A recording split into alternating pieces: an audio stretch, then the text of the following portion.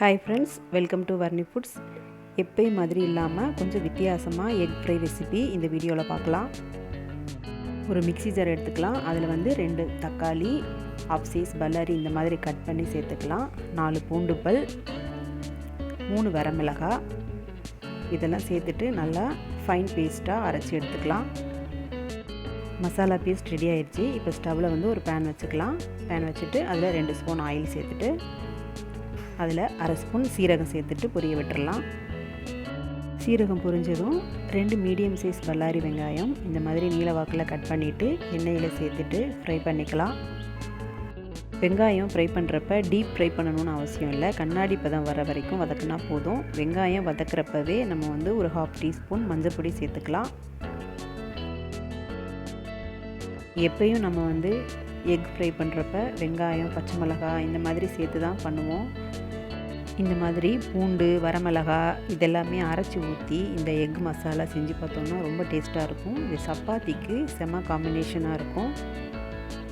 இது வந்து கிரேவி மாதிரி இருக்காது, ட்ரையாக தான் இருக்கும். ஆனால் சப்பாத்திக்கு தொட்டு சாப்பிட்றதுக்கு ரொம்ப நல்லாயிருக்கும். இப்போது வெங்காயம் வதங்கினதுக்கப்புறமா நம்ம மிக்ஸி ஜாரில் அரைச்சி வச்ச பேஸ்ட்டை சேர்த்துட்டு தேவைக்கேற்ப உப்பு சேர்த்துக்கலாம்.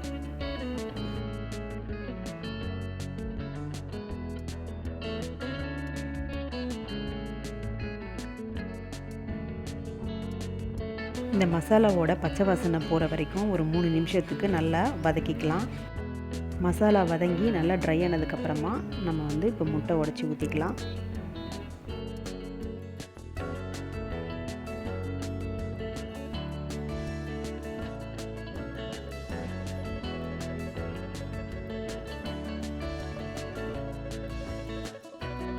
நான் வந்து இந்த எக் மசாலாவுக்கு 4 முட்டை சேர்த்துருக்கேன்.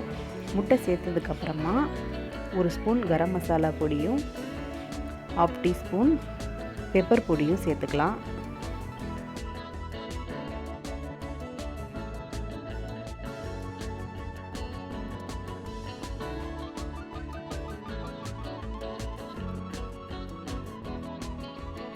கொஞ்சம் கருவேப்பிலை இலைகளையும் சேர்த்துக்கலாம்.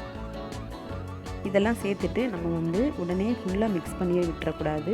லேசாக மட்டும் கிளறி விட்டுட்டு ஒரு மூடி போட்டு ஒரு 2 நிமிஷத்துக்கு மூடி வச்சிடலாம்.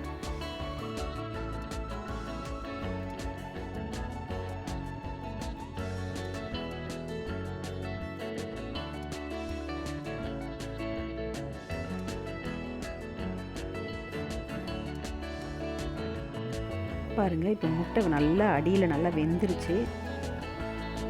இப்போ நல்லா கிளறி விட்டுக்கலாம்.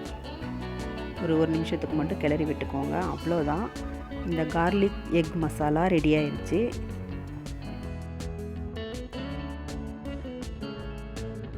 இந்த கார்லிக் எக் மசாலா நல்ல ஸ்பைசியாக டேஸ்டியாக இருக்கும். ட்ரை பண்ணி பார்த்துட்டு கமெண்ட் செக்ஷனில் சொல்லுங்கள். இந்த ரெசிபி பிடிச்சிருந்தா வீடியோக்கு ஒரு லைக் கொடுத்துட்டு வர்ணி ஃபுட் சேனலை மறக்காமல் சப்ஸ்கிரைப் பண்ணிக்கோங்க. தேங்க்ஸ் ஃபார் வாட்சிங்.